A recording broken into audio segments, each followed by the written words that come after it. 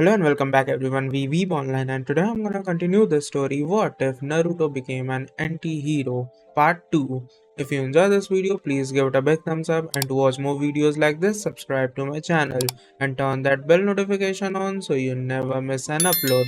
Now wasting no more time, let's begin.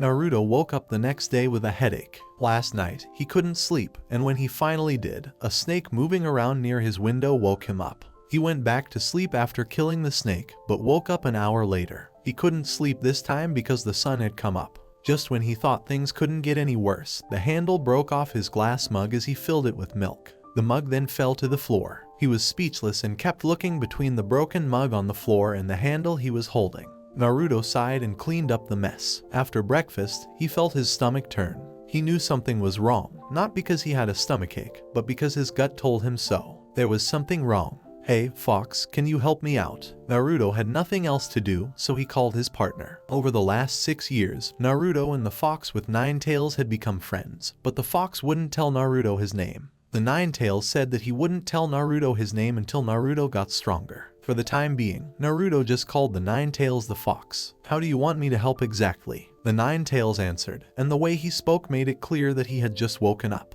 "I don't feel good. I feel like someone is trying to kill me, but I don't feel anyone. Even bad feelings don't bother me. The most strange thing is that there are no bad feelings around me. I think the civilians are either under the control of genjutsu or have gone mad as a group." Naruto laughed at his own idea and told the fox, "When I'm in danger, take over my body. I'm sure the enemy is a jonin, and I'm not strong enough to fight a jonin right now. Not with my experience in battle." If Naruto could sense the enemy, he would fight it himself instead of calling the fox. This told him that the enemy is an elite and that if he made even a small mistake, he could die. "Are you certain?" The fox said. "If I take over your body, the seal will open up." "I'm certain. After that, I can lock it again." Naruto thought, "Now that I think about it, I should have made a seal on top of your seal so that your chakra doesn't leak into mine." He couldn't break the seal of the 9 tails before his chakra system is fully developed. If he did, he would lose his Kekkei Genkai and the power of his blood. That's your issue. Anyway, just open the lock on the seal,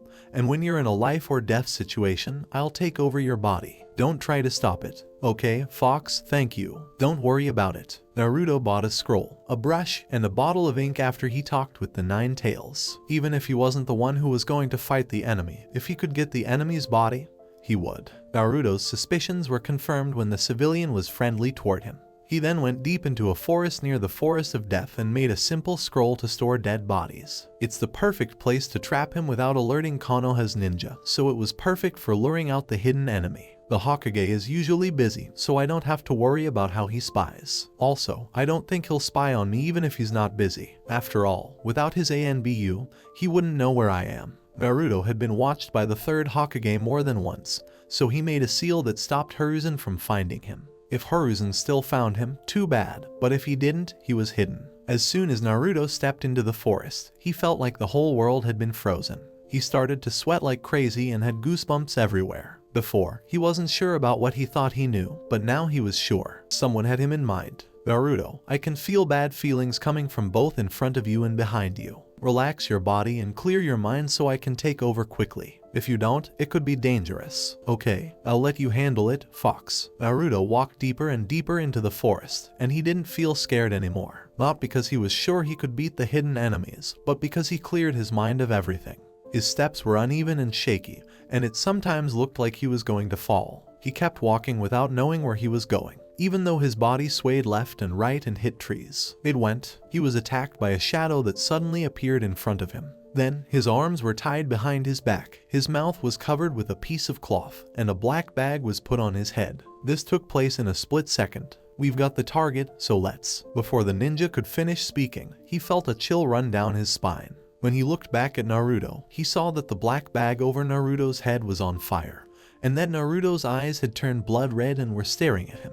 "Go back. It's the chakra of the 9 tails. It won't work. Do you think I'd let you? This is a rare chance for me to get some fresh air. Could you two keep me busy for a while, please?" Naruto's voice got deeper, his whiskers got longer, and his hair got wilder. His teeth got bigger and longer, making it look like he had turned into a demon. It went.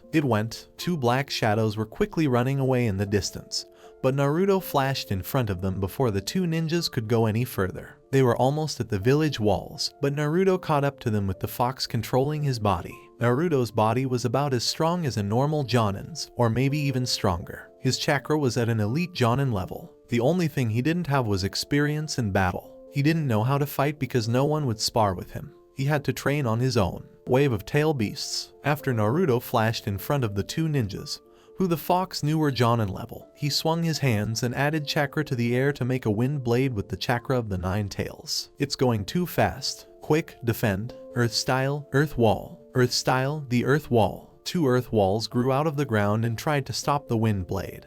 But they were cut in half, and the wind blade hit the 2 ninjas. The wind blade lost most of its power, so it could only push the 2 ninjas away. We can't get away, kill each other. Yes, I get it. The 2 jonin had an unspoken agreement to charge at Naruto while making hand seals. Fire style, the fire vortex technique. The first jonin used hand seals to make a spiraling vortex of flames come out of his mouth. Wind style, great breakthrough. The second jonin spat out a huge gust of wind that made the fire jutsu stronger. HMPH, what good is fire if it moves as slowly as a snail? Then, Naruto vanished in a flash and appeared behind the 2 jonin. He quickly cut their bodies into pieces, but in the next second, their bodies turned into shredded logs. They used a method called substitution. Naruto disappeared and reappeared right next to the 2 jonin who were running toward the village walls. Prep, fire style, technique of walls of flame. Before Naruto could attack the jonin who used the fire jutsu, he was engulfed in a thick pillar of flames. The flames were made of chakra, so Naruto had to run away or he would be badly hurt. Naruto put himself between the village walls and the 2 jonins to stop them from running away. His skin turned red and some parts of his body were burned, but they were healing quickly. I don't like the way you make fire, so I'll show you real flames. Style of the tailed beast flames. Naruto didn't have to use hand seals to kill the jonin. He just spat out a huge ball of fire that ate the jonin's upper body. When the fire died down, the jonin was dead. 1 down, and only 1 more to go. Ukraine, wind style, barrier to the wind. Style of wind, wind blades. Wind style, shoot wind. Maybe he was angry, but the second jonin who used wind style used one jutsu after another. As a jonin, he had a lot of chakra stored up, but if he used several jutsus at once, he would run out of chakra soon. 10 more wind style jutsu were used by the jonin, but none of them hit Naruto. Wind style was fast, but Naruto was faster. After a few more wind style jutsu, the jonin was out of breath and had to sit down. Screw it. Style, wind, enough is enough. Roar. Naruto yelled and ran at the jonin, ignoring the wind barrier that was protecting him. As he went through the wind barrier, his clothes tore and he was cut hundreds of times. After getting through the wind barrier, he kicked the jonin in the head. The jonin was killed in 1 shot when his head blew up into pieces. Naruto's wounds started to heal, but the process was much slower because the chakra from the 9 tails didn't mix with his own. Tisk, you obstinate brat. Why do you want to keep your chakra from being connected to mine? It's too much trouble. I think it would help you in the long run if you could find a way to heal quickly. It's one of my skills, but since you keep locking the seal, our chakra can't mix. The 9 tails heard Naruto snort inside his head. I don't want our chakra to mix because then my Uzumaki blood would be useless and my Kekkei Genkai would go to sleep. Don't forget that most Uzumaki sealing techniques require Uzumaki blood and the chakra chains. Your mother could still use them. Naruto stopped, confused by the fox's refusal to give up. Her seal and mine are different. Her seal was only meant to hold you, while mine combines your chakra with mine. I'm pretty sure there's a difference between the 2. Naruto laughed and rolled his eyes. Don't worry, I'll be safe out there once I've fought more. Along the way, I'll find a way to get healing like yours. When the 9 tails heard this, it laughed. You little brat, who told you I worry about you? I'm going back to the seal no matter what. Did you forget that I can hear your thoughts? Naruto waited a moment before crossing his arms and saying, Hey, you stupid fox, why won't you just tell me your name? It feels weird to keep calling you Fox, but I'm a fox, so why can't you call me Fox? Naruto gave a roll of the eyes. Naruto shook his head, took control of his body, and looked around. When he found the bodies of the 2 jonins, he took out a scroll and put them inside.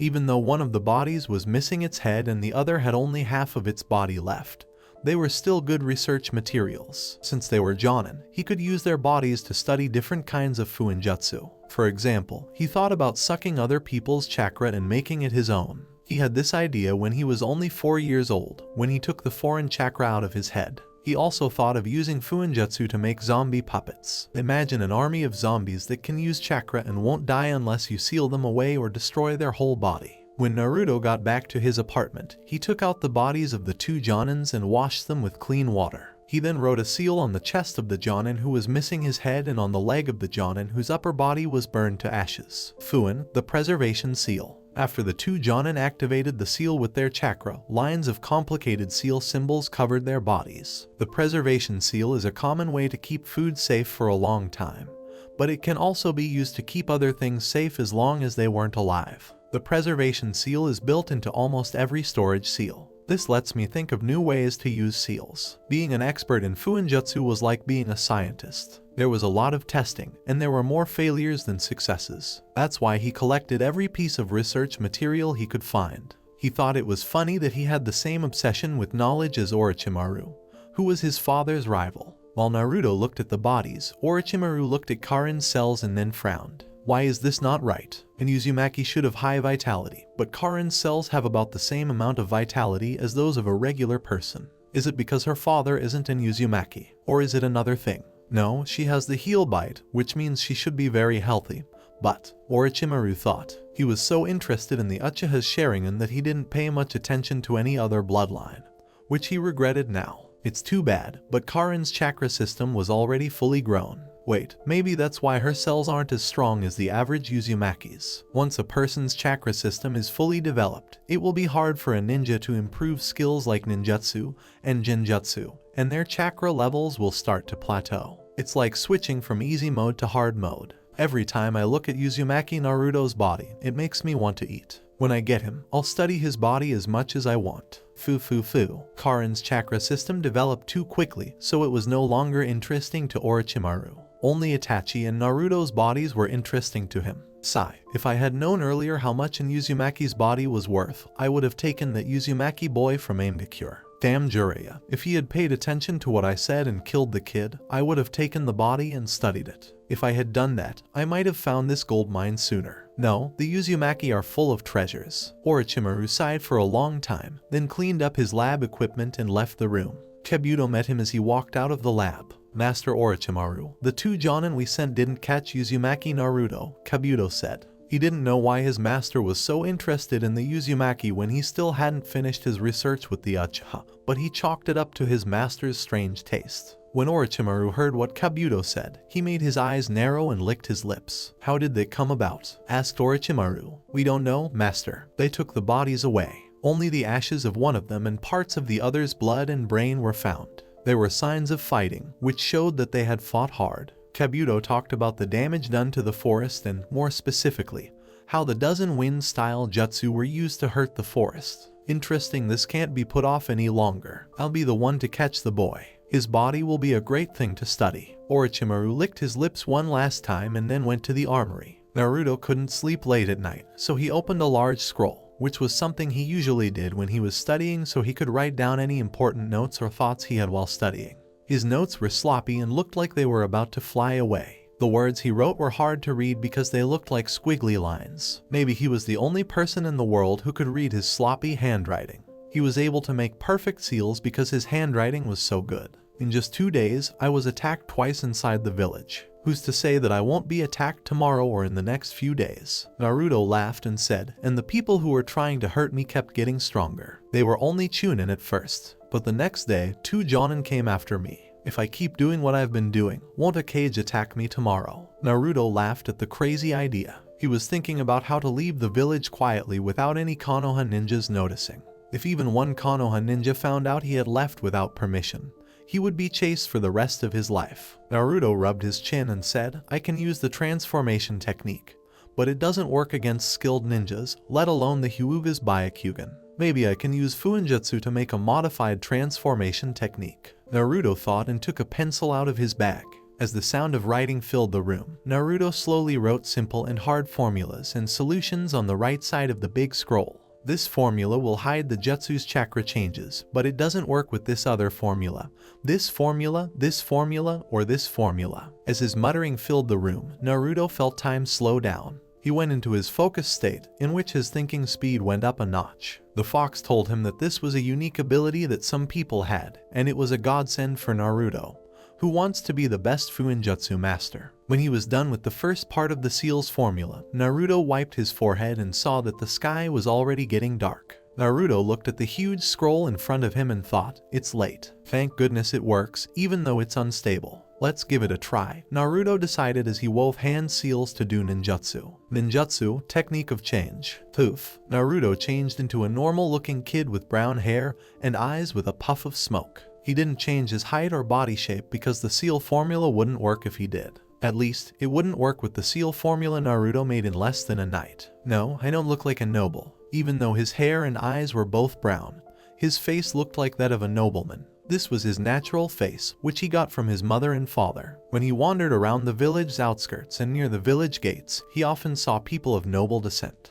These nobles came to Konoha to trade and talk about politics. Ninjutsu, technique of change. Poof. As the smoke cleared, Naruto's face and skin changed. He now looked like a sickly child or a beautiful flower that would die at the touch of a hand. His skin was pale, his eyelashes were drooping and slightly curved, his nose became round, and his face had a bit of baby fat. Overall, his looks would make mothers squeal and want to knead his face. When Naruto looked in the mirror, he couldn't help but pinch his nose and laugh. This is better. I look like I'd fall down and turn into a puddle of meat if I did anything hard.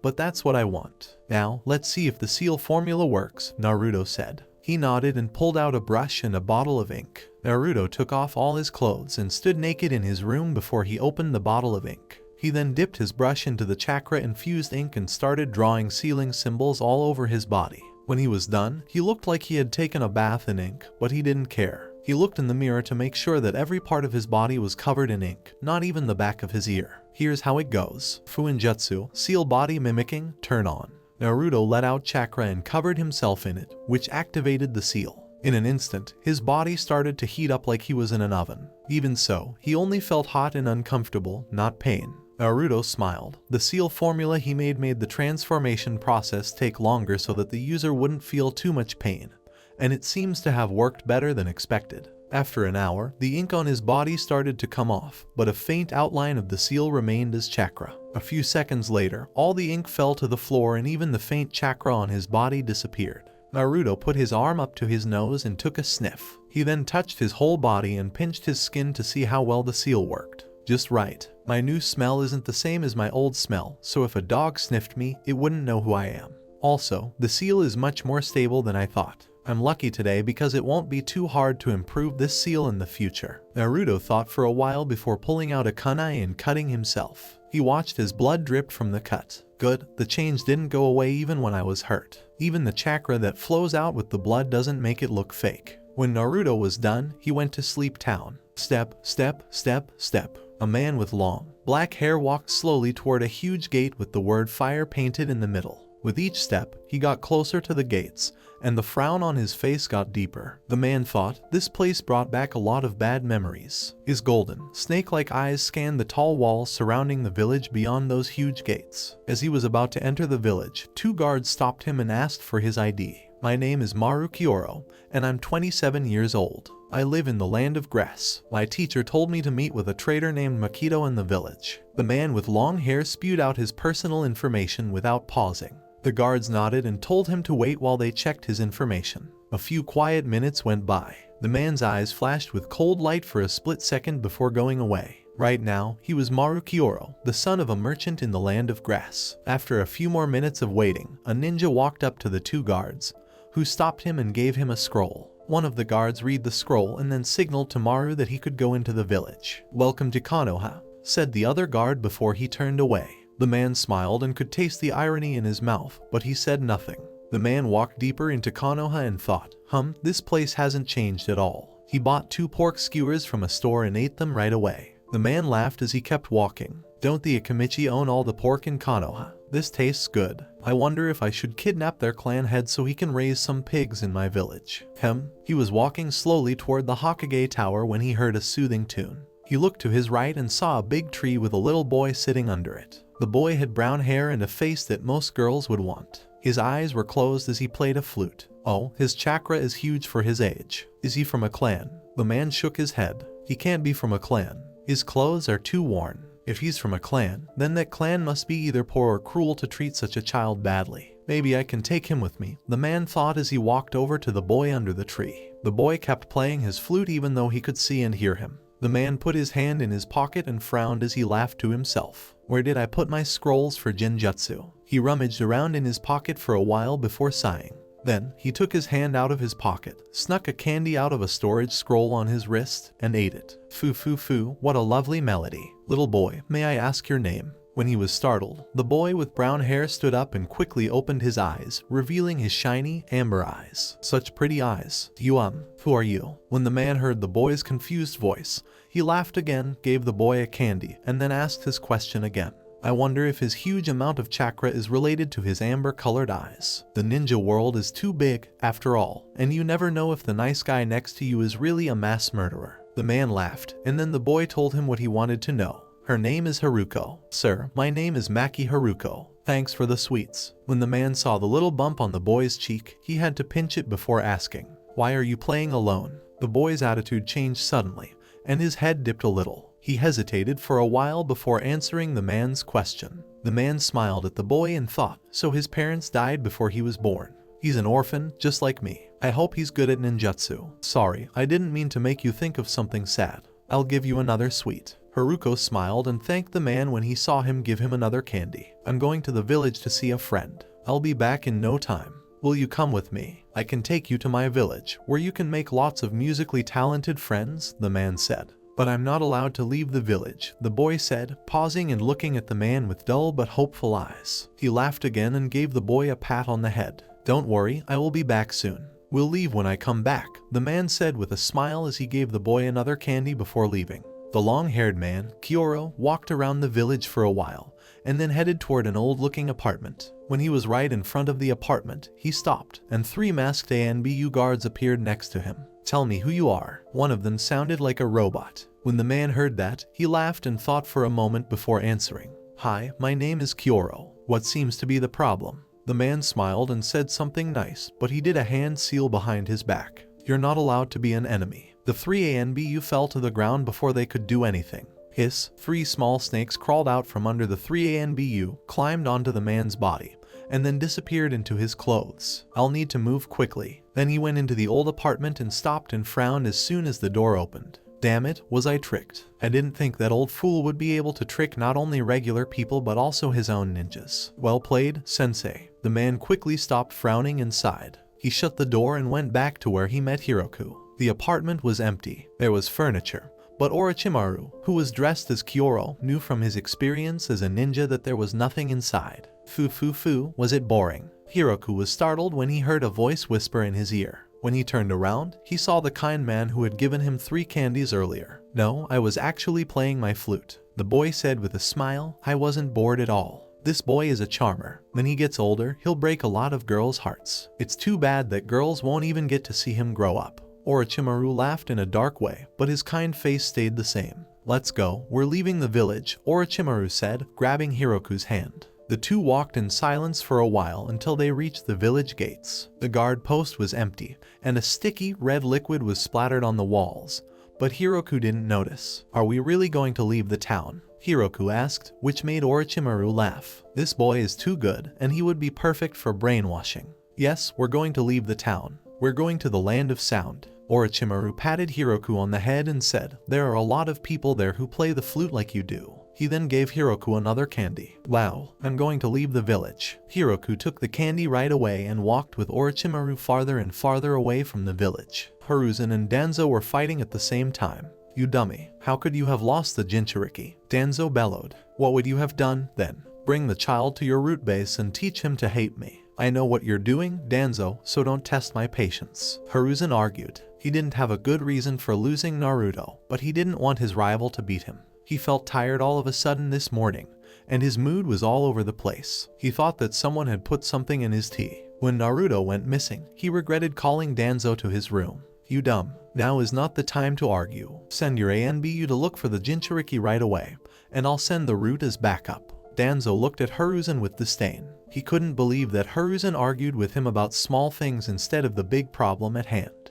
What, do you think you're Hokage? What should I do? ANBU. Root. After they were done arguing, the two old men called for their best troops. In a flash, dozens of ANBU and Root ninjas rushed into the Hokage's office. ANBU. Look around the village for any sign of Naruto. He gave the order. Root. Go outside the village and call back all of our shinobi. Then, look for the Jinchuriki in the Land of Fire and bring it back to the village. When Danzo gave the order, he heard a roar next to him. Danzo, man. In the Land of Fire, you can't just do whatever you want because the daimyo won't like it. What do you want me to do? Watch as some unknown jerk takes the Jinchuriki. Even if the Jinchuriki was just stuck in a trash can in the village, I'll still look for it all over the Land of Fire just to be sure. While the two old war hawks argued, the ANBU and Root looked at each other and then left the room to do what their master told them to do. Even if Hiruzen didn't want Root to move or if Danzo didn't like Hiruzen, ANBU would only listen to Hiruzen, and Root would only listen to Danzo. After Orochimaru and Hiroku left the village, they walked faster. If the road was too rough for someone without shinobi training to cross, Orochimaru would sometimes carry Hiroku in his arms. After a day of traveling,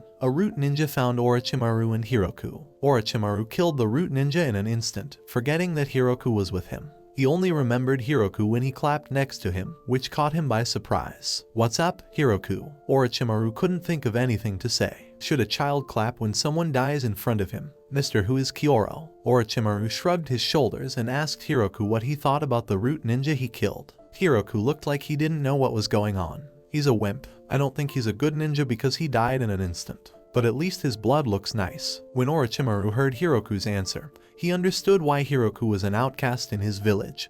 The boy liked to see blood. At the same time, a big fox was talking inside Hiroku's head. Naruto, don't give in to this urge. The Uzumaki have never left the land of whirlpools because they don't want to become too bloodthirsty. Even your mother turned into a demon when she saw the blood of her enemies, but she never lost control when she saw the blood of her allies. The fox with 9 tails coughed for a while before going on. Keep your bloodlust to a minimum, but don't completely stifle it. If you stifle it, the moment you lose control, all the bloodlust you tried to stifle will explode like a volcano. Okay, thanks for letting me know. On the other hand, Orochimaru didn't say anything while he was thinking. Pretty. Is he talking about the blood that sprayed out like a fountain? Damn, his temper made me think of Kushina. Even though Kushina had never used the power of the 9 tails, she was still a fearsome kunoichi. With her chakra chains and katana, she could kill whole armies on her own, and she had a clever way of using Fuinjutsu in battle. Also, every battlefield she fought on was covered in blood, as if she wanted to water the grass with the blood of her enemies. Even Orochimaru didn't like that about her. On the other hand, her sword was a legend in and of itself. It would soak up blood and get stronger. The last time Kushina used it, it could clash with the swords of the 7 swordsmen of the mist. It can also withstand the sharpness of his sword, the sword of Kusanagi, for a while. It's too bad that her sword broke when her sealing technique failed. I never got to study it. What was that sword called again? Blood Demon Sword or Sword of the Blood Demon? I forgot. That woman changes the name of her sword like she changes her clothes. Orochimaru smiled and spoke to Naruto when he came out of his thoughts. Hiroku, do you like the way the blood looks? Yeah. After Hiroku agreed, he wanted to hit himself because he had told the enemy such important information. For the first time, he questioned his intelligence. He thought, well, there are a lot of bloodthirsty shinobi out there, so maybe it's not that important. Do you find it strange? Haruko spoke up. No, not at all, Orochimaru said with a smile, and then he told Hiroku a story. Did you know? When she saw the blood of her enemies, a woman who was known as a demon would go on a killing spree. She even put the blood of her enemies on her sword to make it stronger. Even though Kushina was dead, Orochimaru was still afraid of that demon. Kushina was not only bloodthirsty, but she was also cruel. Of course, she never did anything cruel to her beloved Minato. Orochimaru sneered. Wow, there's someone like that. Wait a minute, Naruto. He's talking about your mom. What? Naruto was so shocked that he almost lost his cool, but he kept it together so that his disguise wouldn't be blown. What? My mother had such a title. Why didn't I know? She was great on the battlefield, right? If awesome meant killing people like pigs, then she was. You didn't know because Konoha kept it secret. A maniac doesn't exactly go with a peaceful village. Even though he was secretly happy to have such an awesome mother, Naruto's face stayed the same. He was very good at controlling his face. Right now, he looked shocked. Yes, Uzumaki Kushina was her name. When we were fighting the enemy army, she was on my team. Tsunade passed out right then and there, foo. Again, Naruto was dumbfounded. Wait, is this guy Tsunade? Is he Orochimaru? Oh, this person is Orochimaru. I almost didn't notice. His disguise is as good as yours, Naruto. Orochimaru looked the way he did now by hiding his chakra and using makeup. There were a lot of pale men with long hair in the world, so if you weren't looking for him, you might not have noticed him.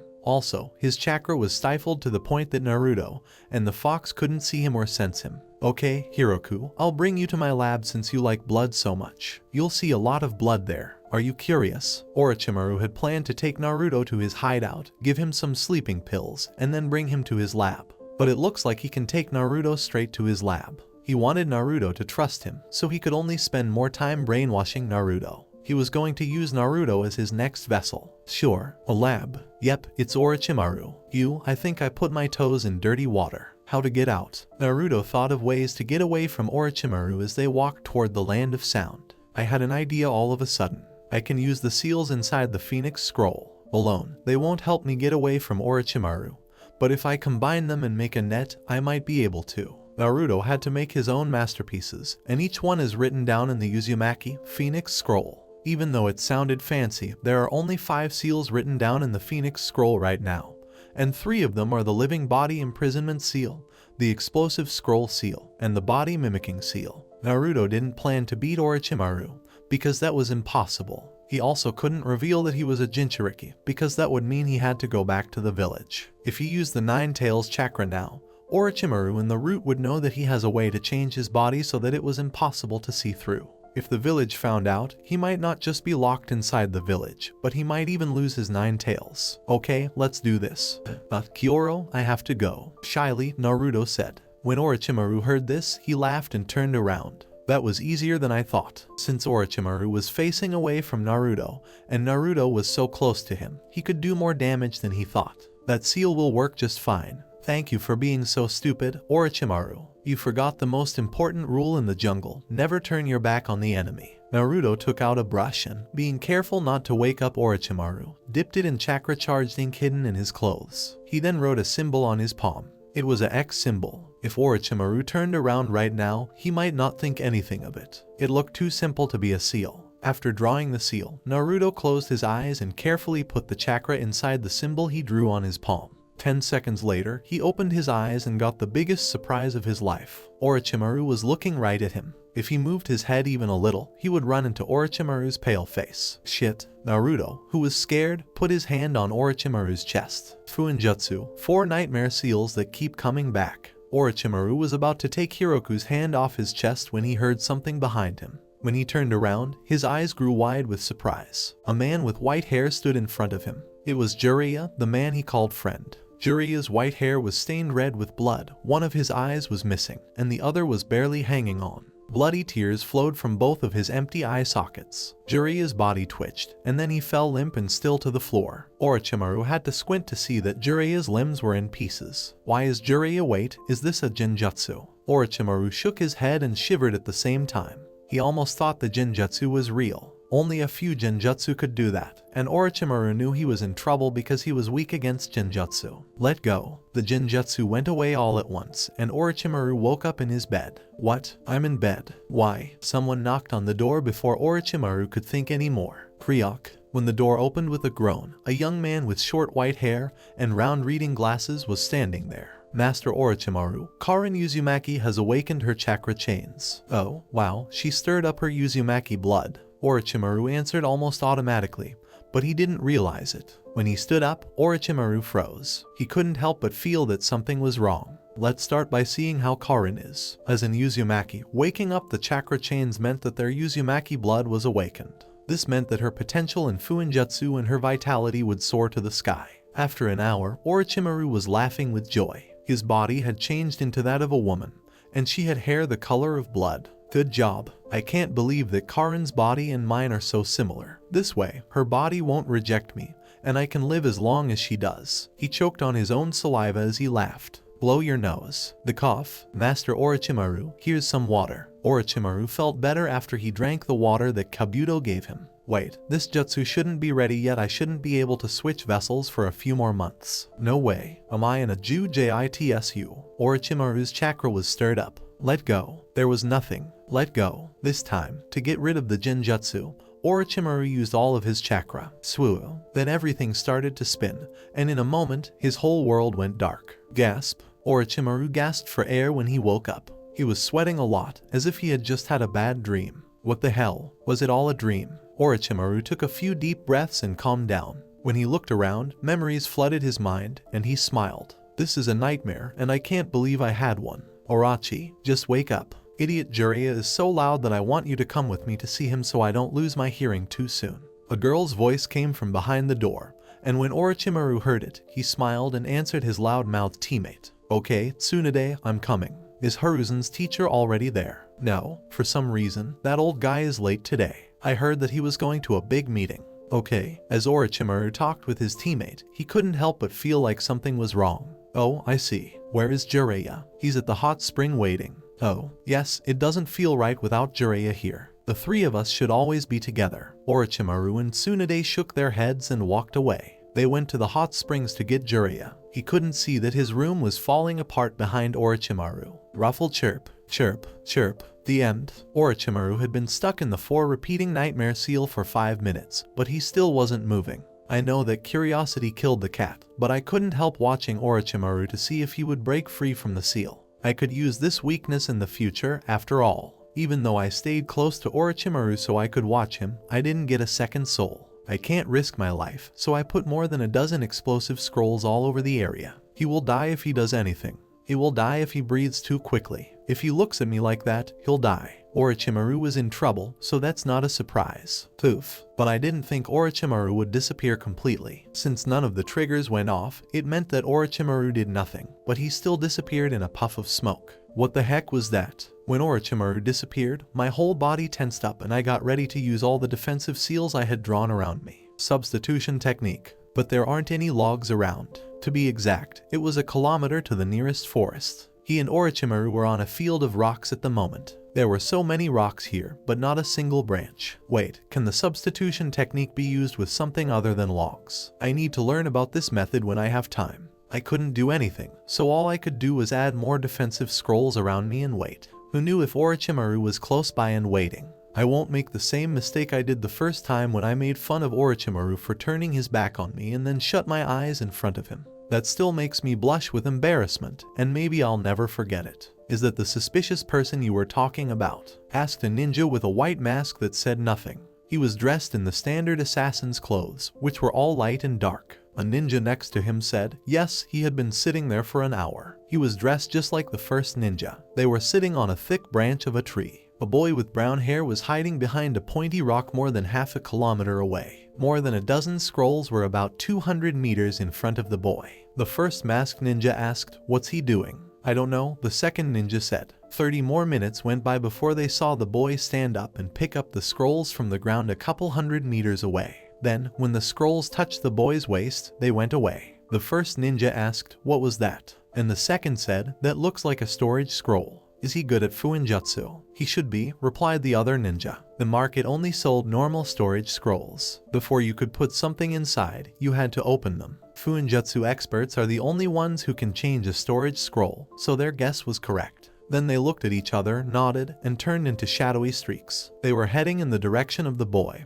who was now walking east. Stop. Tell me who you are. Naruto was surprised when 2 ninjas with blank masks appeared in front of him out of nowhere. Root. They already found me, Naruto thought, but he didn't get scared. He was surrounded by dozens of offensive and defensive seals, so he wasn't scared of the 2 Root ninjas. He was only worried because Root could keep looking for him until he died. He didn't know how much trouble he caused when he left Konoha, so he didn't know that the Root was looking for him everywhere in the Land of Fire. So much so that they were even ready to upset the daimyo. Hello, Sir Ninjas, my name is Hiroku. What can I do for you? One of the Root ninjas said, don't act like a fool in front of us. We know you're a master of Fuinjutsu. Come with us to Konoha, and we won't hurt you. This made Naruto smile. Naruto thought, no, they don't know I'm Naruto yet. I can use this to my advantage. Naruto said, okay, I'll follow you. There's no need to fight. Good, said the 2 Root ninjas as they grabbed Naruto and used the body flicker technique to move him toward Konoha. The 3 of them didn't take long to get to Konoha, and as Naruto had guessed, he was taken to Root's base instead of the Hokage Tower. One of the Root knelt down and told an old man sitting on a black throne, Lord Danzo, his name is Hiroku, and he is an expert in Fuinjutsu. The man was a very calm old man.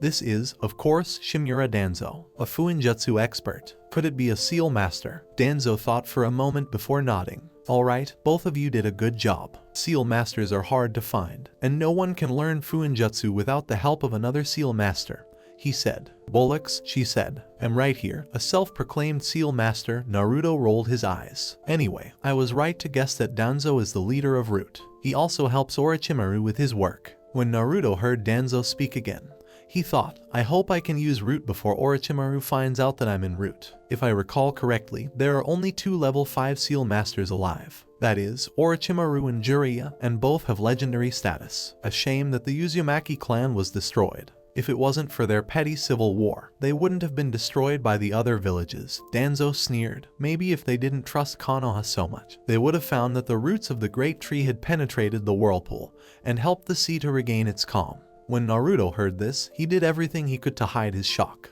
He thought, the Uzumaki had a civil war, and this jerk was involved in some way. Fox, do you know what's going on? The Kyuubi said, no, I've never heard this before, and then went back to sleep. After he thought about it, Naruto calmed down and shook his head in his mind. Even though he was an Uzumaki, the Uzumaki clan had nothing to do with him. First, he didn't grow up with the other Uzumaki members. Second, he only wants to be the best seal master ever and go beyond what humans can do. His goal was to do that. Hiroku, you're it. Do you want to join Root? Danzo asked with his eyes narrowed. Oh, I hadn't thought of that. Naruto thought to himself, he could kill me right now. After arguing with Danzo for an hour, he finally got Danzo to agree that he could join Root as long as he could choose his own missions and Danzo couldn't put a leash around his neck. Danzo finally gave in, but only if he improved a cursed seal that Danzo uses. After Naruto got his hands on the formula for the cursed seal, he was taken to a private room. Naruto didn't mind that the room looked more like a prison cell. Danzo didn't trust him, and after he improved the cursed seal,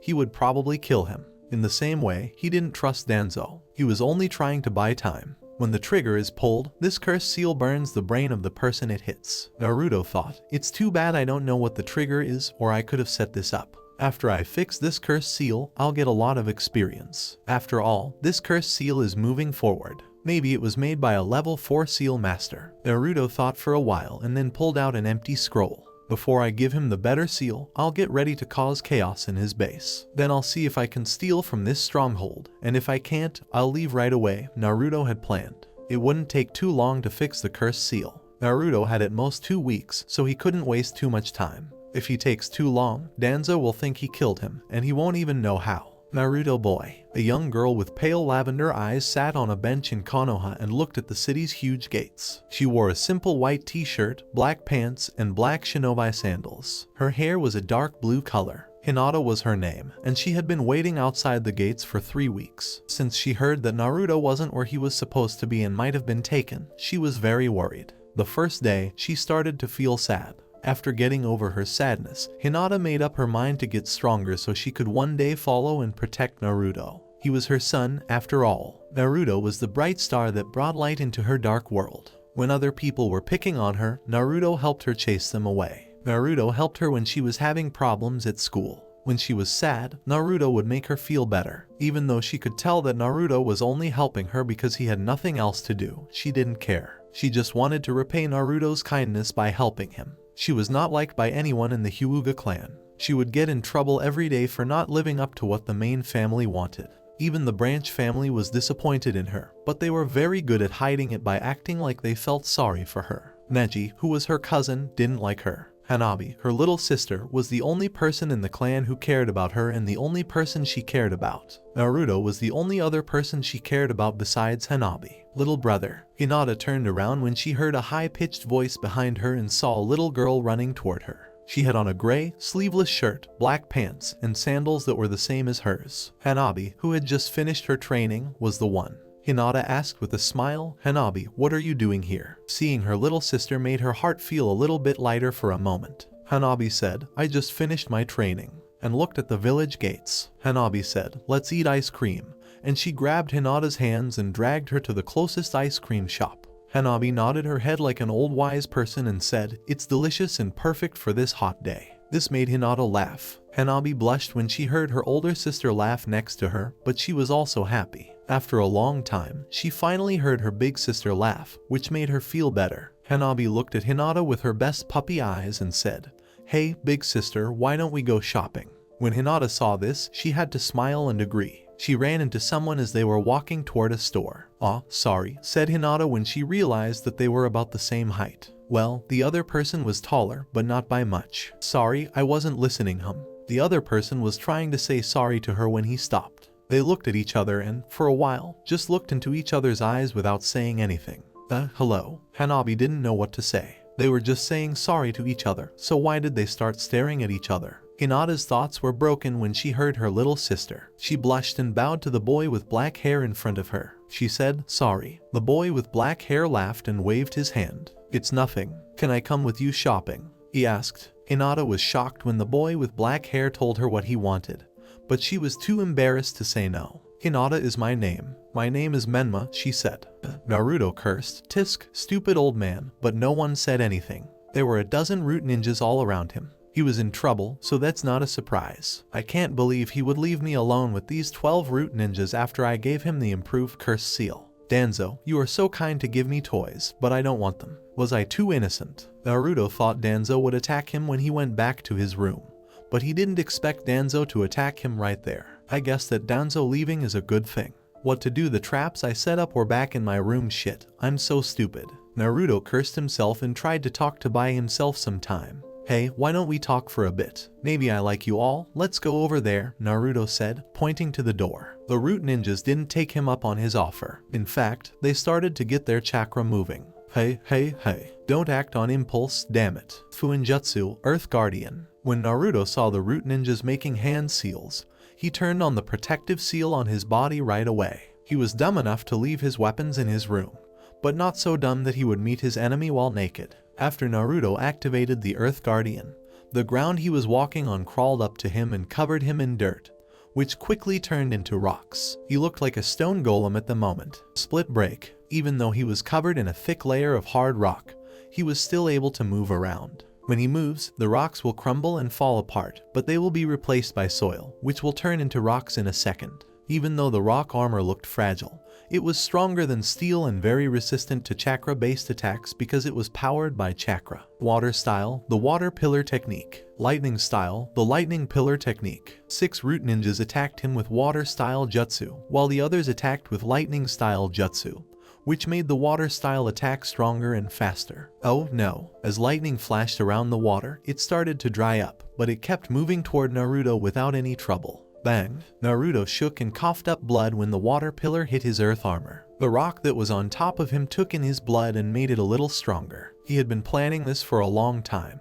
because leaving his blood behind would be the same as telling the root who he really was. He didn't worry about how to defend. The Earth Guardian was powered by chakra, so if the enemy doesn't have more chakra than him, even lightning-style attacks won't break his rock armor. This was why Fuinjutsu was better than ninjutsu. The Seal Master's seals were stronger the more chakra he had. Of course, that doesn't mean he's not hurt. The force behind the water pillar hurt him inside. This isn't good. Even with the Uzumaki's ability to heal, I won't be able to keep regenerating forever. Naruto thought, I need to attack, and took a brush from the storage scroll that was wrapped around his waist. From the outside, it looked like the rock golem was waving its hand around in the air for no reason. Most of the root ninjas didn't understand what Naruto was trying to do and just ignored him, but one of them did. He's making a seal, so watch out. When their friend warned them, they all gathered chakra near their hands and feet so they could act quickly to whatever Naruto was going to throw. Naruto was covered in rocks, so he couldn't see, but he could sense what was going on. He didn't care. His attack hit a large area, but he wasn't trying to kill any root ninjas with it. If they died, that would be good, but if they didn't, Naruto would just sigh. Fuinjutsu, the curse of the demonic fox. When the seal was broken, a lot of foxes came out of the ground and attacked the root ninjas. They all pulled out their swords and started killing the hundreds of foxes that showed up out of nowhere. Blood was all over the ground, and the root ninjas were killing foxes while keeping an eye on the rock golem, which was standing still not far away. It took them a minute to figure out that something was wrong. These foxes keep coming back, is it a genjutsu? When one of them said something, they all turned on their chakra systems at once. Sure enough, the blood on the ground and all the foxes just vanished. The golem was still standing in the middle, but no one could tell if anyone was inside it. What the hell? How did we miss the genjutsu? Genjutsu that uses Fuinjutsu is different from other kinds of genjutsu, just like the Sharingan's genjutsu is different from other kinds of genjutsu. Genjutsu that uses Fuinjutsu is usually weaker than other types, but it can't be seen unless the target knows he's in a genjutsu. Naruto ran straight to his room after using Curse of the Demonic Fox, the last seal formula in his Phoenix Scroll.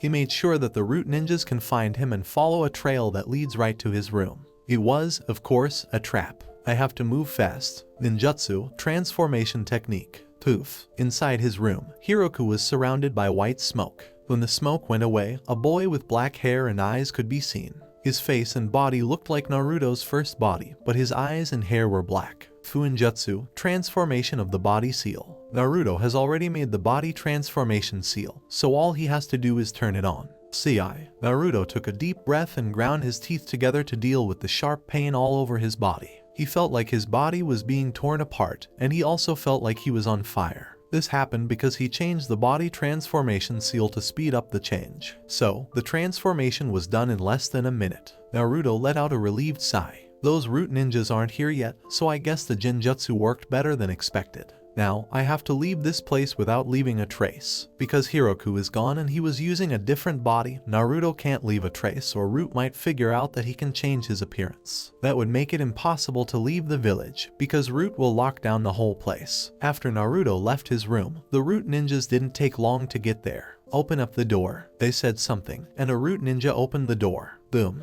They were met right away by a huge number of explosive scroll seals. Rumble. When the ground shook, Naruto fell over. Someone next to him was startled and helped him stand up. The man asked, "Is it an earthquake?" as he rubbed his bald head. Naruto shook his head and kept walking to show that he didn't know. He ran into a girl who was a little shorter than him when he was near the village gates. He tried to say sorry to the girl, but when he looked at her face, he couldn't get the words out. He thought, "I won."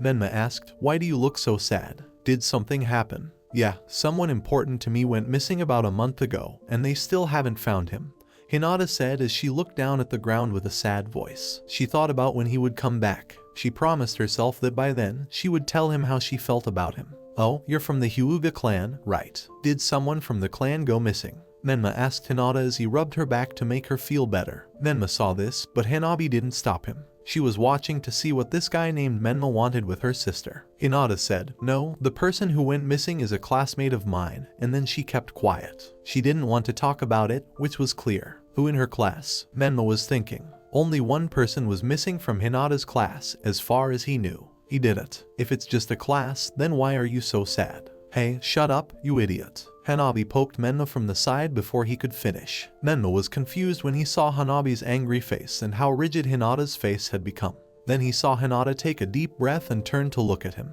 "Please don't say that. Naruto-kun is very important to me, so don't say hurtful things about people you don't know." "Hanabi, let's go." Hinata didn't wait for Menma to answer. She turned and left. Hanabi was also surprised. "Okay, big sister, don't worry about him. I'm sure big brother Naruto is safe." She had never seen her sister act like a typical Hyuga before. Naruto, on the other hand, was looking at their backs as they got farther away. Then he quietly picked up his jaw, which had fallen to the floor. He couldn't say anything because of the shy girl in his class. Damn, that's so mean. Did she always act this way? When Naruto thought about it, he heard a booming laugh in his head. He stopped talking after saying, "She reminds me of your mother when someone said bad things about your father." Naruto went into his mind for a second to glare at him, which made him stop talking. He thought to himself, "And you remind me of your dad when someone said bad things about your mom." After getting to know each other for a long time, Naruto and the Nine Tails agreed to stop being able to read each other's minds. They could still hear what the other is thinking if they wanted to, like how the fox could hear what Naruto was thinking about. "I'm going to go after them. I'm interested to know how much Naruto means to Hinata." "Big sister, I'm going home now. How about you?" Hinata and Hanabi both had shopping bags with them.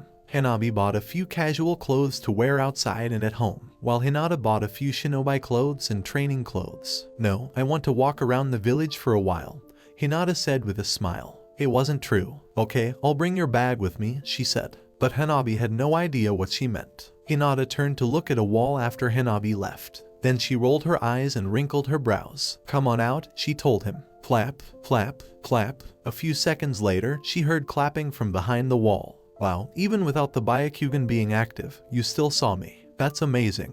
Menma came out from behind the wall with a smile on his face. Hinata asked as she saw Menma's smile grow wider, "What do you want?" "I'm just wondering why Naruto is so important to you. Did he do something for you that you can't forget? Or are you in some way indebted to him?" Menma asked, his tone amused. Whoosh, crack crack. A gust of wind went by, and a nearby playground swing that had been left empty creaked. They were by themselves in a faraway part of Konoha. Usually, there would be a lot of kids playing around here, but it was getting close to night and all the kids were already home. Hinata asked, "Why do you care?" She felt good about herself. First of all, she was a Hyuga. Second, there were secret guards following her close by, so she was safe. Even though no one could hear what they were saying, her guards know that she was talking to Menma. Menma asked in jest, "Do I need a reason to care?" Then, in a low voice, he said, "I know where he is." Hinata's eyes got big when she heard what Menma said, and she asked, "Where is he?" "If you answer my question," Hinata said before Menma could finish, "he's important to me because I care about him.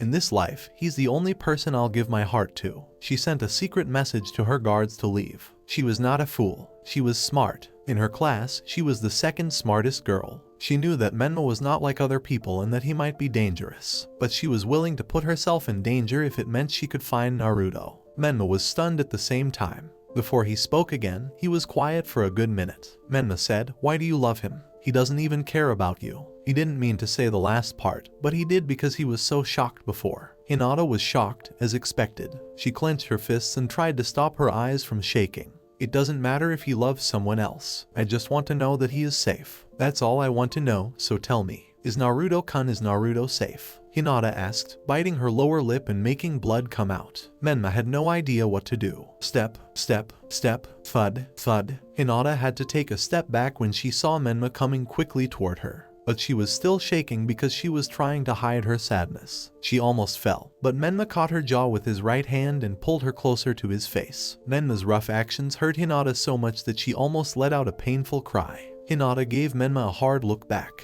She asked, "What are you doing?" With anger in her voice, Menma looked right into her pale lavender eyes and asked, "Why do you love Naruto so much?" His black eyes were dull and he was staring right at her. Hinata was really upset. She couldn't stand it when someone questioned what she believed, and Menma did just that. She asked, "Why do you care?" Even though it hurt to speak because Menma was holding her jaw too tightly. Menma let go of Hinata when she heard that, which made her stumble, but she didn't fall. Hinata glared at Menma when she smelled something that smelled like burned meat after she got herself back on her feet. Then, right in front of her wide eyes, Menma's cheek started to tear apart. Blood poured down from the exposed skin, and even he started to cry bloody rivers. After a moment, smoke started coming out of Menma's torn face, and it started to heal quickly. Hinata couldn't think of anything to say when Menma's face was fully healed. In front of her was the person she had loved her whole life, her first and only love. His bright lavender eyes looked at her pale lavender eyes, and tears started to form in the corners of her eyes. She whispered, "Naruto-kun." "I care because I'm Naruto," Menma said.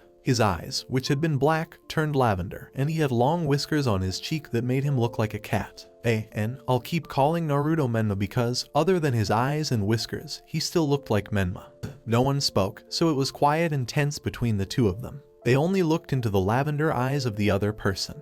Hinata choked out, "Why?" Her voice was shaking, just like the rest of her. She didn't bother to wipe away the tears that were coming out of her eyes. "Because I wanted to leave this village and never come back. Now, tell me why you love me so much. You could have loved anyone else, so why me?" Menma asked Hinata when he saw her lower her head. "Why? If I love you, why can't I love you?" she asked. Her voice was so soft that Menma could only hear her because he had a better ability to hear. But the reason he stood still was because he heard her. Hinata raised her head and stared at Menma while biting her lip because she hadn't heard Menma answer. "You don't love me. That's fine," Hinata said without stuttering, but her voice was shaking more than ever. "I don't want to force anyone, especially you, to love or accept me. But why do you keep pushing me away? It's fine if you don't like me, but please tell me directly," Hinata said, her voice getting louder with each sentence. Menma stood still and looked at Hinata. Hinata was clearly scared, nervous, and sad, but she pushed herself to stand up. Menma was surprised by how she was acting now because, from what he remembered, Hinata was a weak, shy girl who didn't have any guts. Menma asked, "Do you remember the times when I helped you?" He didn't want to say what he was about to say, but he wanted to see how Hinata would react. He wanted to see if Hinata would still love and accept him even though he was about to tell her something bad.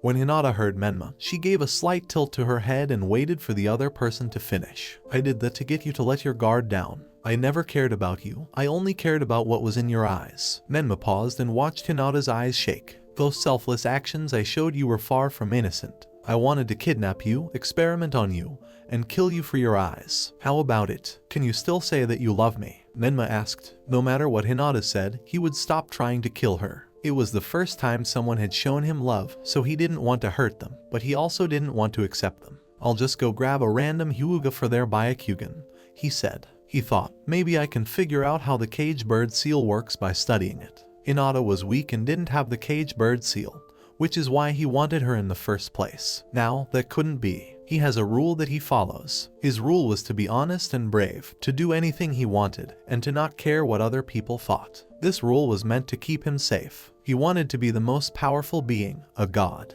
Even though he might have too high of goals, he didn't mind. He didn't even know if he could get close to being a god, but he wanted to try. He was determined to do everything he could to make his lifelong dream come true, and he already had a friend who would go with him. The fox with 9 tails. That's why he shut his heart off to other people. He didn't want love to cause him to hurt himself. Love gets in the way for him. He already had a lifelong friend, so why should he take a chance on another one? Even one that is weak and fragile. The 9-tailed fox was a powerful being who would never die. He was not afraid of losing him, but he was afraid he would lose Hinata if he let her love him. Hinata's shaky voice brought Menma out of his own thoughts. What? You can't answer. That's fine. I understand. Don't worry, I won't bother you anymore. This is goodbye. It was an honor to know you, Hyuga Hinata. Naruto bowed and left, turning into a streak of shadow that disappeared into the dark night, leaving behind only a few strands of black hair that turned red when they touched the ground. The word Naruto. Hinata put out her hand and called out for Menma's real name,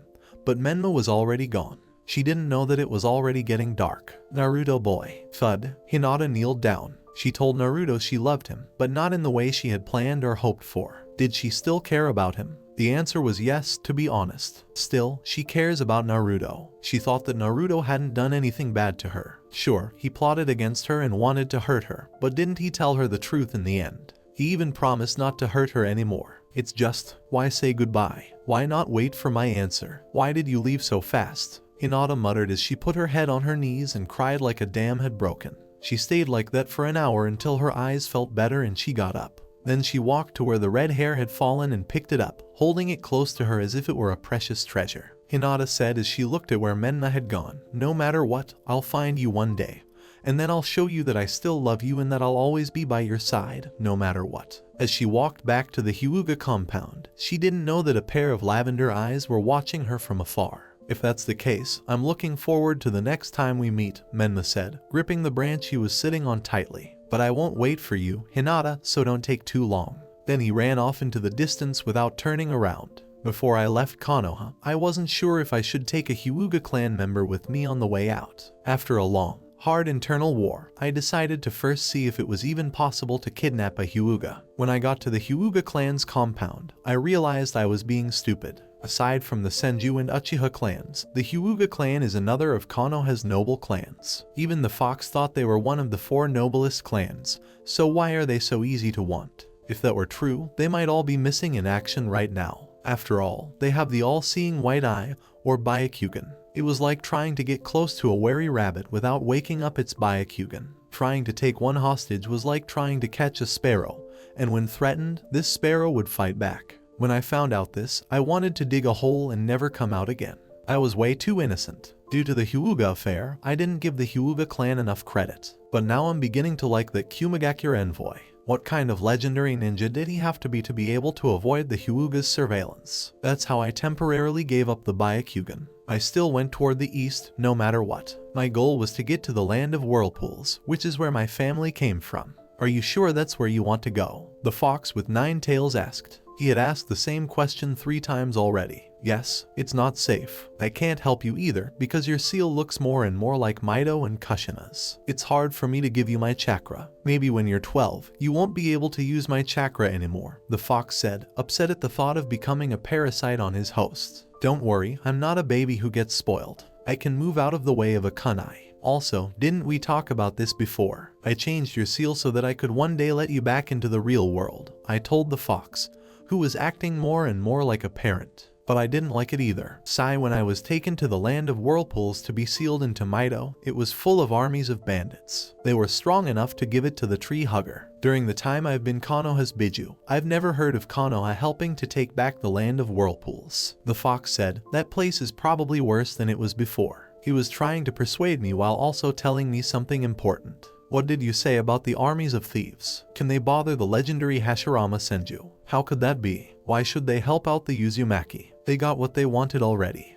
Why help allies who don't give you anything in return? I laughed when Danzo said that he was the reason the Uzumaki were destroyed in the first place. I knew the official reason why Konoha didn't help Uzashio because I had looked into it. They didn't have enough people. The fox stopped talking. I could tell that Fox agreed with me in his mind, but he was too lazy to say it out loud. Wua, wua. As I jumped from branch to branch, the wind made a whistling sound behind me. This trip was long and hard, but it was the only way for me to stop being naive. With the strength of a jonin and a chakra level close to that of a cage, it was too embarrassing to only know how to fight like a genin. The fox threw a wild card out of the blue. Will you round up the rest of the Uzumaki? Thud, damn, crack crack. The force of my fall almost broke the branch I landed on. I didn't want to stop, but I had to or I would have tripped and fallen. For the first time in my life, I was glad I knew how to use chakra on my feet and stick to any surface. Phew. When I got my balance back, I jumped off the tree branch that was about to break in half and kept going.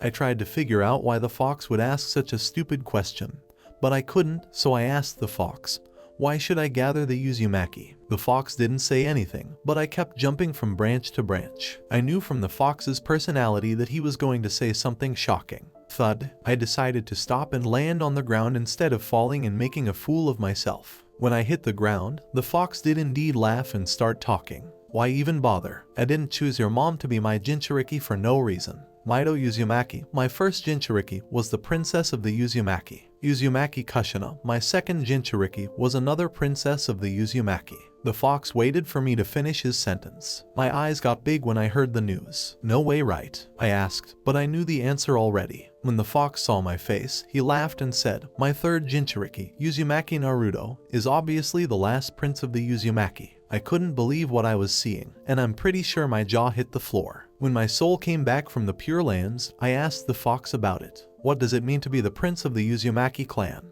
If I can get a power-up, that would be great, but if not, this is the end of the conversation. The fox shook his head because he knew what I was thinking. The fox said, there's not much difference between a noble Uzumaki and an ordinary Uzumaki. The only difference is that noble Uzumaki have thicker blood than ordinary Uzumaki. The royal bloodline is what they call it. This means that Uzumaki with royal blood would be better at Fuinjutsu than others. Even though it had such a fancy name, the royal bloodline of the Uzumaki was common among the clan. In fact, 10% of the Uzumaki came from the royal family. 10% is not a small number when you think about how many people were in the Uzumaki family. They had so many people that they made a whole village out of them. I didn't care about being a prince of the fallen clan, but if being their prince means I'm better at Fuinjutsu, I'll gladly take that title. Is there really a royal bloodline? What if it's just a lie to show off how talented the clan's members are? I asked. What I said made sense, and what village doesn't have talented people? Maybe the 10% of Uzumaki with royal blood were just good at what they did. I don't know, but Mito and Kushina were the best seal masters I've ever seen, and all three of you had lavender eyes. The fox said, maybe there's some truth to that, and then went back to sleep. I swore in my head that this fox was the reincarnation of a sloth demon. I said, wait, I remember that Mito had eyes as black as charcoal. The fox told me that was because the Uzumaki didn't want the royal bloodline to spread to the other clans. After I calmed down, I kept going while I thought. Even if I'm the last prince of Uzumaki, that doesn't mean anything now that all the Uzumaki are spread out all over the world. Even if I find them all, I don't think I'll be able to start the clan up again and bring it back to its former glory. I'd be lying if I said I wasn't tempted when the fox asked me if I wanted to rebuild the Uzumaki clan. My goal was to become a god, and it takes more than one person to build a house. In short, it was important to have a clan behind me, but he didn't know if he could find the rest of the Uzumaki clan. He wanted to find at least 500 pure-blooded Uzumaki so that he wouldn't mess up the bloodline. If that wasn't possible, he would be happy with however many Uzumaki were still alive. The question was whether or not he could find any Uzumaki. "First, I'll go to Uzushiagakure, and then I'll think about it," he said. After coming up with a plan, I sped up to get to the land of whirlpools more quickly. In the middle of a huge forest, a person with black hair ran through the ancient trees, ignoring their beauty as he went. Kriak, bam! Dust fell from the ceiling to the floor as the room shook. Dozens of eyes turned and looked in the direction of the door. There, a shirtless man with a bear's body was standing stiffly, and when he slammed the door behind him, it almost broke in two. When he saw a middle-aged man leaning against a wall, the shirtless man stopped looking around. The middle-aged man was covered from head to toe in a white cloak. Only his face could be seen. When the shirtless man looked at him, the middle-aged man looked up from the tied-up merchants on the floor. When he saw the shirtless man and the figure on his back, his lips turned up. MMH. When they saw the big man come in, the people who were wrapped up and tied together fought with all their strength. But it didn't help. When they saw the figure on the big man's back, they gave up their fight. "Boss, we got him," the big man said as he threw the figure on its back to the ground. Thud. When the man's head hit the ground, he woke up right away and cried out in pain. The person had hair the color of blood and eyes the color of wood. His name was Akiro, and he was known for helping merchants cross the dangerous forest and fighting off bandits like the shirtless man and the middle-aged man. Akiro stood up, held his head, glared at the middle-aged man, and yelled, "The prince will never let you go." When the middle-aged man heard what Akiro said, his face got angry, and he put his right hand on his left shoulder and caressed his bandaged shoulder and what was left of his arm. This was created by the prince. The middle-aged man almost couldn't hold back the urge to cut Akiro into pieces as he strutted toward the tied-up merchants and smirked as he grabbed a young girl. The little girl had dark brown hair and eyes that looked like copper. Akiro's eyes got red when the middle-aged man held the girl by the neck and she went limp. He yelled, "Let her go," while sending chakra to his body. "And what will you do? The white bear bandits may not have fancy ninjutsu, but we have the ancient inheritance of a famous samurai family. Make one move, and all these merchants and the people in the dungeon will die," the middle-aged man said with a scowl. Even though the robbers looked dirty, they were strong.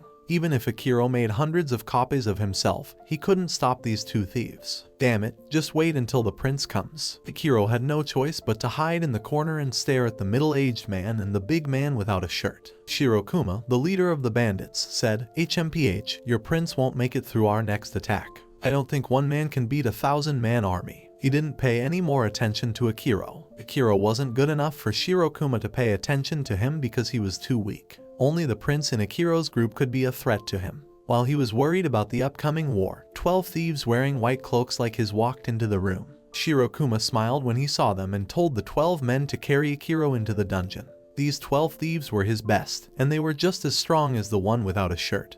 Who was his right-hand man?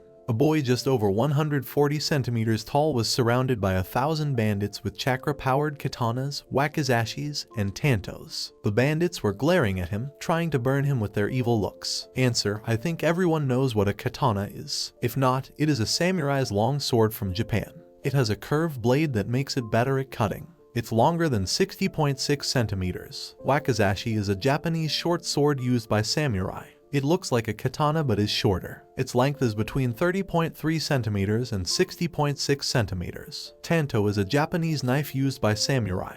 It has a straight blade, unlike katana and wakizashi, which have curved blades. It is shorter than 30.3 centimeters. The boy had black hair and black eyes, but the anger in his dark, onyx eyes made them red, making him look like a devil who had just climbed out of hell. With his right hand, the boy held a red scroll that was 2 feet tall. The scroll was empty and clean, with not even a speck of dust on its white sheets. A big brush was in the boy's left hand. It was a masterpiece from the handle on down. The handle was made of Japanese cedar wood and was carved to look like 2 phoenixes. The phoenixes' heads were wide open at the end, as if they were crying with pride. Even though the handle was carved into the shape of 2 phoenixes, it was thick enough for the boy to hold it tightly. The boy yelled, "Where is Shirokuma?" But none of the thieves answered. Instead, they gave him even more hateful looks. The boy and Shirokuma's white bear bandit army were in a blood feud that will never end, even after they are both dead. They can only find peace in the next life if they kill each other completely. The person who loses will spend the rest of his life in the Purulins crying and hating himself. When no one answered, the boy threw the red scroll, which was 2 feet long, into the air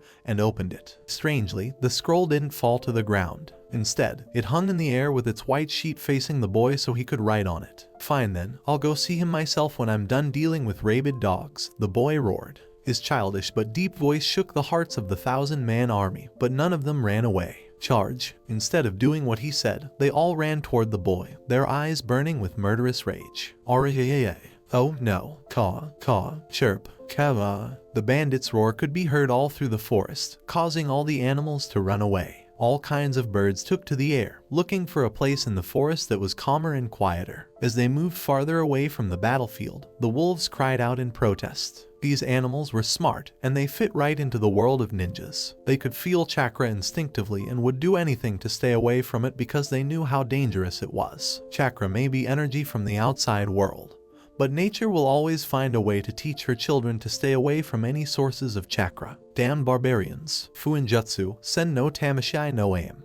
Do you feel it, fox? I asked the fox what it was when I felt a unique, warm, but violent chakra. I tried as hard as I could to keep my face from showing how happy and excited I was, but my voice still did. Instead of asking the fox in silence through our mental link, I even spoke out loud. The fox, of course, heard this and made fun of me until I was as red as a tomato before I said, yes. The nine-tailed fox said, I felt it. Change your direction a little to the left, and you'll run right to him. Because the fox's chakra and mine weren't mixed, the giant fox had much better senses than I did. Naruto thought, thanks, I'll see if I can get him to work for me, and he changed course. I was heading toward where he and the fox both felt the unique chakra. As I got closer to the chakra signature, I don't know how many broken branches I passed on the way there. Is he arguing with someone? I was thinking. I heard faint sounds of battle when I was about 500 meters from the chakra signature. It was hard to miss the sharp sound of metal hitting metal. As I got closer, I heard someone say, you rogue thieves should die. I nodded my head when I heard the shout and sped up.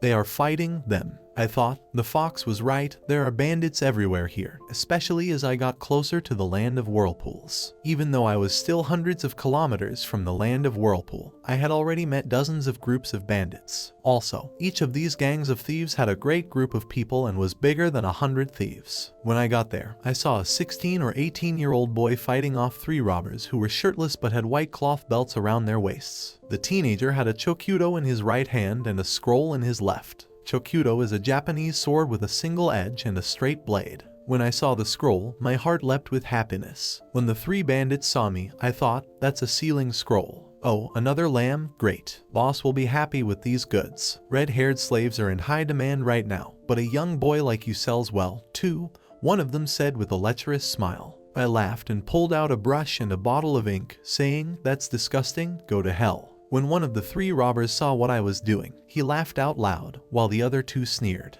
Only the boy with red hair looked at me with a mix of surprise and hope. What are you going to do? Kill us with your paintings? The bandit laughed and put his hand on his stomach. He was going to die from laughing, it seemed. I was going to ignore him, but what he said made me think of something. I took a black canvas out of the storage scroll on my waist, which was on his waist. No, I'll make you into a painting, I said, and then I ran toward the thief who was laughing the most. Too bad, because after this fight, I'll have the last laugh. It took longer to go to the bathroom than it did to finish those 3 bandits from before. When the red-haired teen was done looking around, the 3 thieves were already locked into the blank canvas I had taken earlier. The ink on the canvas made 3 horrifying figures that kept trying to get away but couldn't. It was impossible. As soon as they tried to hurt this precious red-haired teen, their fates were already set. I asked the red-haired boy, do you know who I am? After he calmed down, no, said the boy with red hair. He looked at me like I was a crazy person. I forgot about the body transformation seal until now. Before I turned off the body transformation seal, I said, hold on, I'll show you how I really look and how my chakra works. It only took 5 minutes to do everything. At the end of the day, Menma is just my original body with black hair and eyes. When the boy with red hair saw my real hair color and my bright lavender eyes, he couldn't believe it. When he felt my chakra signature, he stumbled backward and almost fell down. I asked again, how is it? Do you know me now? The fox told me about the royal bloodline of the Uzumaki while I was on my way to the land of whirlpools. He said that all of the royals had lavender eyes and that their chakra was stronger than that of the other Uzumaki. A normal Uzumaki's chakra is warm but violent. But the fox says that an Uzumaki with royal blood has a hot chakra that is very chaotic and sometimes can't be controlled. One is like a rebellious teen who picks on his friends, and the other is like a dangerous criminal who breaks the law all the time. The red-haired boy stuttered for a while before he got himself together and asked, "Are you an Uzumaki?" I asked back, a little annoyed by the question. "Are you blind?" "Right, sorry about that. Do you really have the god's bloodline?" The boy asked, almost wanting to kneel down and kowtow. "What the heck, what is the god's bloodline? I know about the royal bloodline, but what the hell is a god's bloodline?" The elders said that when an Uzumaki with lavender eyes comes back, he will have God's grace and his bloodline. The boy explained carefully, looking at me from head to toe as if he didn't want to miss a single detail. I felt cold when I saw him. Did this boy want to eat me up completely? I believed. "Fox, what does this idiot keep talking about?" The fox yawned and shook his head to wake up. "Damn it, I was sleeping. That's a made-up story. His elders may have told him that to give him hope for the future. White lies, you know. The only god's bloodline I know of is tyrannical. They are born to conquer and eat planets with intelligent life. What sort of little white lies? God's bloodline. That's pretty bold. Even though I want to become a god, I don't have the bloodline of a god," I sneered to myself, making a note to ask the fox about the real god's bloodline. "Those are lies. Have you ever heard of the royal bloodline? Also, why were you being attacked by bandits, and who are the elders you were talking about?" I asked. A boy with red hair asked the boy with black hair next to him, "Are you really going back to the ancestral lands?" After he was done questioning the boy with red hair named Akiro, Naruto turned on the body transformation seal again. "Ask that question again, and when you wake up tomorrow you'll be 6 feet below the ground," I told Akiro. He laughed and stopped talking when he heard my threat. This guy keeps asking the same question over and over again, like a broken radio. "Fox, did you have a great-grandson named Akiro that you kept a secret?" When the fox heard me ask a question, he yelled at me and gave me a headache as a gift. So, there are some Uzumaki close by. Akiro was one of the few Uzumaki who lived through the fall of Uzumaki. He lived in a forest near the land of whirlpools with a group of other Uzumaki. The people he was talking about when he said elders were actually just adults, not old men. They were without a doubt the strongest people in their group. Age meant strength in the Uzumaki clan. When you get older, you get stronger. This is because most of the time, Uzumaki people use Fuinjutsu and genjutsu. Most of the time, they use Fuinjutsu to cast their ninjutsu and genjutsu instead of using them directly. Akiro's group has 17 Uzumaki, and there are 3 other groups of Uzumaki that are about the same size. "What's wrong is," I asked Akiro, "how long have the White Bear Bandits been harassing you?" Akiro says that the White Bear Bandits wanted to take all of the food and children from his group. They want the food to eat, and they want to make money by selling the Uzumaki children. Akiro's story matched what the bandit had said earlier. Red-haired children are in high demand on the slave market. The bandit had said, "This is bad, because every Uzumaki is important, whether they are young or old. I have to get them back together before they get even more scattered or, worse, die." The Uzumaki can live up to 200 years, which is twice as long as the average person. But because the Uzumaki use their own blood to make and use Fuinjutsu, they are living shorter and shorter lives. Their longevity and vitality are strong because their ancestors abused their blood a lot, which made it stronger. Survival of the fittest, as the saying goes. Naruto hasn't used his blood to make or use his sealing techniques yet, which is funny. Because of what the fox said, he never used his blood. The fox says that if he uses his blood too often, it could weaken his royal bloodline over time. If that happens, it will hurt his skill. They've been bothering our group for 10 days now. We've tried to get help from the other 3 Uzumaki groups, but we can't get in touch with them. The bandits have been surrounding this area for a long time. They'd let people come in, but they wouldn't let anyone leave. How fucking disgusting. As I listened to Akiro, all I did was hum. I want to save the Uzumaki because I want to rebuild Uzushio, but that doesn't mean I will get angry whenever an Uzumaki is touched. I will be angry, but it's never a good idea to let anger cloud my judgment. "Are we near where your group is hiding?" Akiro showed me a small scroll and said, "Yes, we're almost there. I hunted a lot of animals yesterday, and they're all in this scroll." The scroll was old and worn, but it could still be used. Since none of the 4 groups of Uzumaki had a seal master, they had to value every seal they made that worked. Not everyone was as talented as Naruto, who came from a royal family. An average seal expert is only able to make seals about 30% of the time, and those are the easiest seals to make. An average Uzumaki can make all kinds of seals 70% of the time, while Naruto almost always gets what he wants. He almost never made a bad seal. When he does, it's usually because he was thinking about something else or trying to come up with a new kind of seal. Even when the Uzumaki clan was at its strongest, it didn't have many seal masters, but each one was a monster who could tear apart the ninja villages of today if they wanted to. Seal masters have different levels, so they are not all the same. Once a Fuinjutsu expert gets to level 5, which is the seal master level, they will go their own way. Naruto and the fox were still not sure how the Uzumaki fell at this point. Even if they were surrounded by enemies on all sides, they were still part of the Uzumaki clan. They could make a Biju again if they wanted to, and they could even destroy the alliance of the ninja villages that attacked them. When I get to the land of whirlpools, I'll look for clues about the truth. Let's save the Uzumaki members who are lost in this forest for now. Akiro and Naruto kept walking for a few more minutes until they came to a camp full of people with red hair. At first, they all looked at Naruto funny, but when he showed them his chakra and his true form, they all couldn't help but cry. It seems that the elders of this group weren't the ones who spread the rumors about the god's bloodline. They, too, thought that the god's bloodline was real, so they were a little disappointed when they found out the truth. As the saying goes, if you say something enough times, it can become true. Naruto didn't care about the lies of the elders, so he led Akiro's group toward the other Uzumaki groups. The Uzumaki weren't stupid, so before they split into 4 groups, they made a seal formula that can find their location. Naruto and the other Uzumaki ran as fast as they could toward the other groups of Uzumaki. With Naruto's help, the bandits who attacked them were quickly taken care of. Even though he was the youngest, Naruto was the strongest of the Uzumaki. Naruto sighed, how the strong have fallen. Only a few people in Akiro's group were level 2 seal experts. The others were level 1 seal experts, which means that most of the groups were hardly students learning Fuinjutsu. Naruto and his group took a week to reach the second group of Uzumaki. After explaining his bloodline and the truth about the god's bloodline, they chose to follow him, the prince of the fallen clan.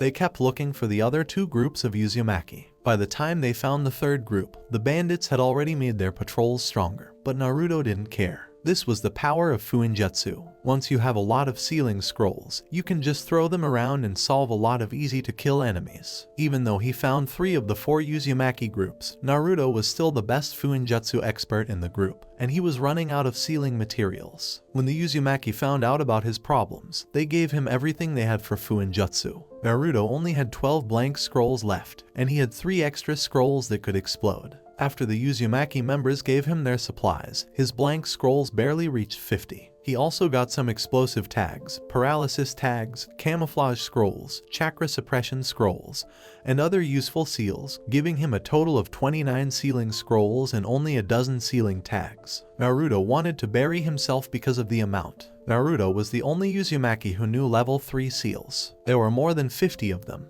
Also, they were living in poor conditions. It made Naruto feel bad. If things didn't change, he wouldn't be able to keep his head up in the future. Even though Naruto was angry inside, he still led the group of Uzumaki to find the last group of Uzumaki. Shirokuma, the leader of the White Bear Bandits, found out about Naruto's actions at the same time. He gathered more than 100 bandits to catch Naruto and his group. The White Bear Bandits were not just a random group of thieves, they were an army of thieves. Each thief that Shirokuma was in charge of was a jonin. He was in charge of more than 1,500 robbers, which was a lot more than other gangs.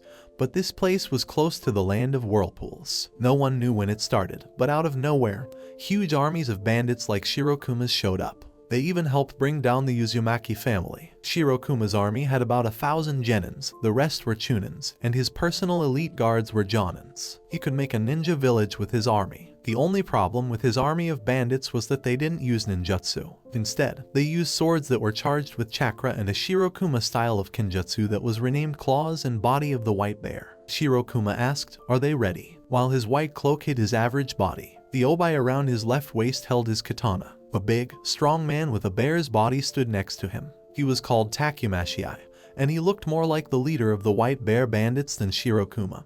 But Shirokuma scared him very much. Shirokuma should have been known to have the strength of an elite jonin. Since their kenjutsu style, Claws and Body of the White Bear, made them stronger and better at attacking, Shirokuma was almost as strong as a cage, while Takumashi was just a lowly jonin. Yes, sir, 100 chunin level bandits have gathered, and all of the 12 White Bear Kings are ready to soak in blood and tears with you, Takumashi said. The White Bear Kings were his personal guards and top-level jonins. He was known as the White Bear Emperor. Shirokuma said, "Good. Tell them to look for those red-haired freaks and attack them as soon as they see them." His eyes shone with a cold light that froze everything in his line of sight. Naruto-sama, the radar picked up 100 bandits, and all of their chakra reached the Chunin level, said in Uzumaki with bandages over his eyes as he pointed to a scroll on the floor. When the scroll was opened, the ink was all over the paper and moving. There were more than 50 small dots of ink and one big pool of ink in the middle. At the edge of the scroll, many small dots were moving toward them.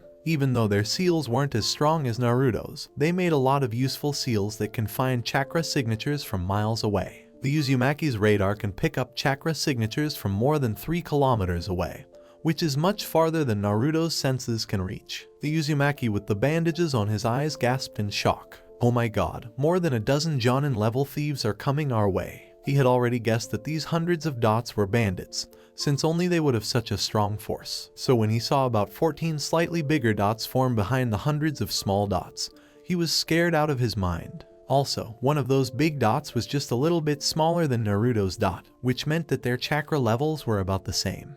This was it for today. I will continue the story next part. Till then, we weep offline.